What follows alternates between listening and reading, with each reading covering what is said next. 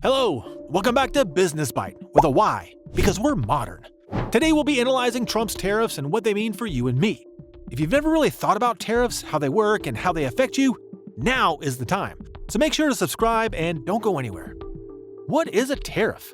A tariff is basically a tax on imports meant to protect local businesses, influence other countries, or raise money for the government. But it can also make everyday things cost more. To help you get a better picture of tariffs and how they work, pay attention to this illustration. Back after World War II, West Germany fell in love with American chicken. By fell in love, I don't mean that in a weird way, but in the way that millions of people decided they preferred it to what they've been eating before. This went on for some years, and by 1962, U.S. farmers were on track to sell more than $50 million worth of chicken, which in today's money is around $500 million. That's a lot of chicken. And if you think that sounds like a win, well, you're not wrong, technically. It was great for American farmers. But here's the thing. European farmers were not happy about it. I mean, who would be? They were getting crushed by the influx of cheaper American meat. Meat. And their businesses were at risk. So, what did the European organization do? They slapped a tariff on chicken. This tariff means American farmers now need to pay more to get their chicken into the German market. And this extra cost is quietly passed down to the consumers.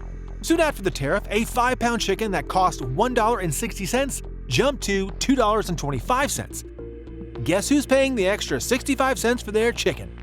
The German people. As if that wasn't a mess already, the American government retaliated with their own tariff on German trucks being imported into the US. This tariff made US truck sales from Germany fall by half, causing the price of a German truck in the US to skyrocket. Guess who was paying for that price increment? The American people. If you're following along, you can see how tariffs work in practice. They protect certain industries and try to influence other countries, but they almost always hurt consumers in the process. You pay more and you get less. Sounds great, right? And as simple as that sounds, it's one of the oldest tricks in trade economics. Fast forward to the 21st century, and this very trick is the foundation for Trump's economic plan. Donald Trump brought tariffs back into the spotlight in a way that hadn't been seen in decades, arguing that it's not economic aggression, but just common sense. Or as he puts it, America first. Yes, some analysts insist it's just economic nationalism. And they're not wrong. But the thing is, tariffs can be a double-edged sword. They can create jobs, but they also make everyday products more expensive for people like you and me. And they can be used as a bargaining chip in negotiations, but sometimes the results aren't exactly what you expect. Take, for example, in 2018, Trump put a tariff on imported washing machines, claiming it would create jobs and benefit consumers. But that wasn't what really happened. What played out in reality was that every time a washing machine was imported, the US company paying for it had to pay an extra tax to the government, which is the tariff. And this exact payment is passed down to you and I, who are the consumers. And yes, the tariffs did create jobs, around 1,800 according to one study. Mostly in the companies like Samsung and LG who built new plants in the US.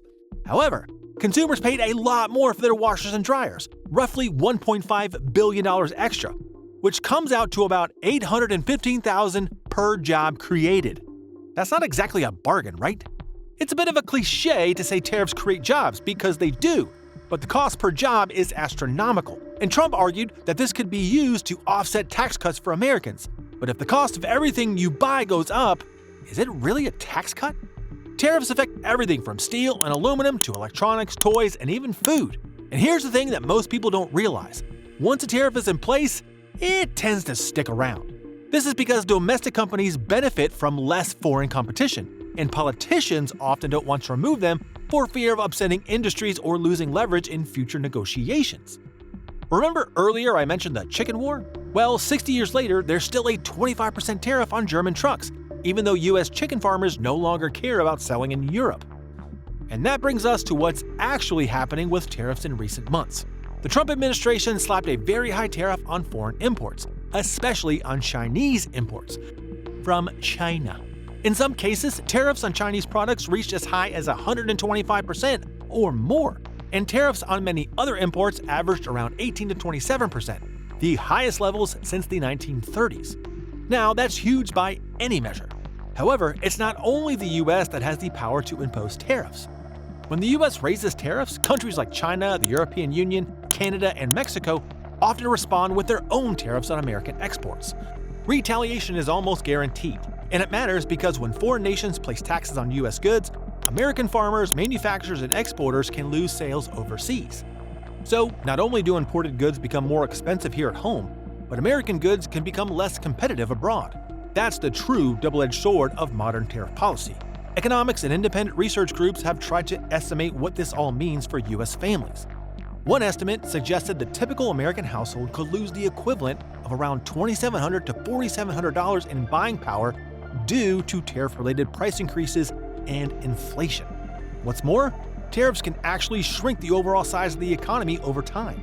Research suggests the tariffs plus retaliation can reduce long-term economic output, lower employment, and even make the U.S. economy persistently smaller than it would have been without high tariffs. For instance, many American companies rely on imported parts even if the final product is made in the U.S. A car assembled in Michigan might use steel from Canada, electronics from Asia, and sensors from Europe. When tariffs raise the cost of those inputs, the company has three bad options: raise prices, cut costs, or absorb the loss. You think they're going to do the last one? Raising prices risks losing customers. Cutting costs often means freezing hiring, reducing hours, or laying people off. Absorbing the loss means lower profits, which reduces investment in new equipment, new locations, or new workers. None of these paths lead to growth. They all lead to caution, and when businesses get cautious, the economy slows down. This is where employment takes a hit. Even if it's not always obvious at first, tariffs are often sold as job-saving tools, especially for industries like steel or manufacturing. And yes, some jobs may be protected or even created in those specific sectors. But Economics 101 teaches us that for every industry that gets protected, there are many more downstream industries that pay higher costs. A steel tariff might help steel producers, but it hurts automakers, appliance manufacturers, construction firms, and even small workshops that rely on metal parts. Those industries employ far more people than the steel industry itself. So while one factory might hire a few hundred workers, dozens of other businesses stop hiring or cut staff. The reality is, the losses often outweigh the gains. And that brings us to one of the biggest misconceptions about tariffs, which is that they make domestic industries stronger automatically. That's not really the case.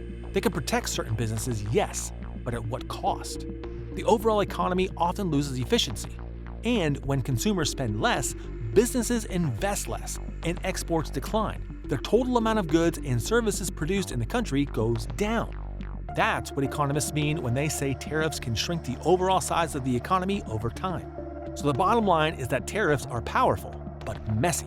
They can create jobs, protect industries, and serve as bargaining chips, but they also raise prices, reduce choice, and can hurt the very people they're supposed to help. With Trump proposing some of the most aggressive tariffs in history, the question we all have to ask ourselves is this: what will the real cost be for American families, workers, and the economy at large? And what happens when other countries fight back with the same energy? Thanks for watching. If you enjoyed this video, hit the like button, subscribe, and check out more videos like this on our channel. See you in the next one.